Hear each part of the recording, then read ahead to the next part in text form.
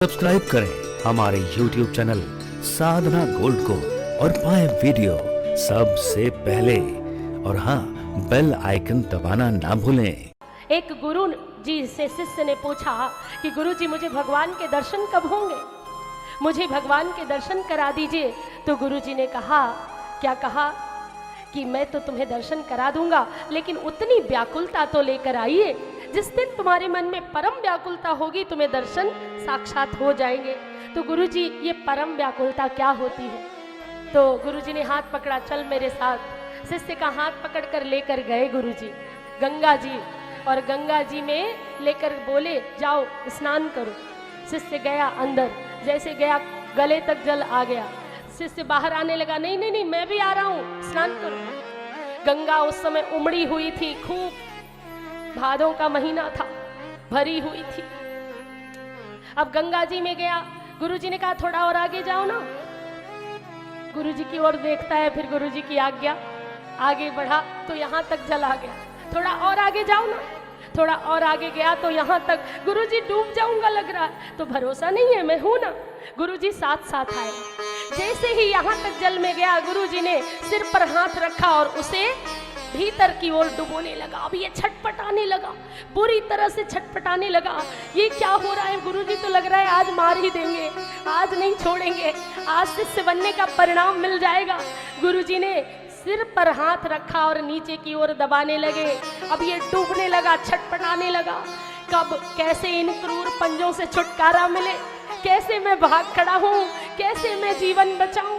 अब उस समय केवल एक ही याद रही, कदाचित इस हाथ से छूट जाऊं, एक नई सांस ले लूं। तड़पने लगा एक नई सांस के लिए। गुरुजी ने जब देखा बिल्कुल डूब ही जाएगा, गुरुजी ने हाथ हटा लिया तो ऊपर आया। डूबने के बाद ऊपर आया और भागता हुआ गंगा जी के किनारे आ गया। देखा तो बहुत किनारे ही था, ये तो गुरुजी की लीला थी। गुरुजी ने लिटाया, पेट दबाकर पानी निकाला। जब थोड़ा स्वस्थ महसूस हुआ तो गुरुजी ने कहा, क्यों बेटा, कैसा लग रहा था? याद क्या था तुम्हें? उस समय जब तुम्हें मैंने भीतर दबाया तो तुम्हें क्या याद था? पत्नी याद थी? बोले नहीं गुरुजी। बेटे याद थे? बोले नहीं गुरुजी। बोले पैसा धन? बोले नहीं।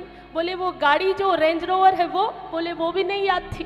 व्यापार, वो लोग जो तुम्हारे आश्रित, तुम बॉस हो किसी के, तुम्हारे आश्रित जो तुम्हारे लोग हैं, मैनेजर हैं, डायरेक्टर जो तुम्हारे अंतर्गत वर्कर्स हैं, सर्वेंट्स हैं, वो याद आ रहे थे क्या? बोले नहीं। कोई नई योजना, कोई नया व्यापार, कोई तीर्थ, कोई भगवान का स्वरूप, कुछ तो याद आ रहा होगा। बोले नहीं गुरुजी, बस एक ही बात याद थी कि कैसे एक नई सांस ले लूं, कैसे मैं इन क्रूर पंजों से छूटूं और एक नई सांस ले लूं।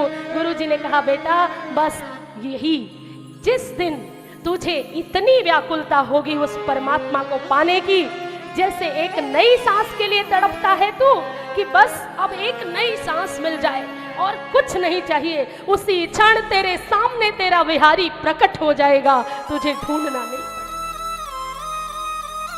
और ये सच्चाई है। इतनी जितनी व्याकुलता धन कमाने की, दिन रात भागता है, दौड़ता है, योजनाएं बनाता है, और फिर फेल हो जाता है तो दुखी होता है कि अरे मैंने तो ये चाहा था, ये हो गया, समय निकल गया। उतनी व्याकुलता होगी तो परमात्मा मिलेगा, 101% मिलेगा। नोट कर लीजिएगा। बोले बांके बिहारी लाल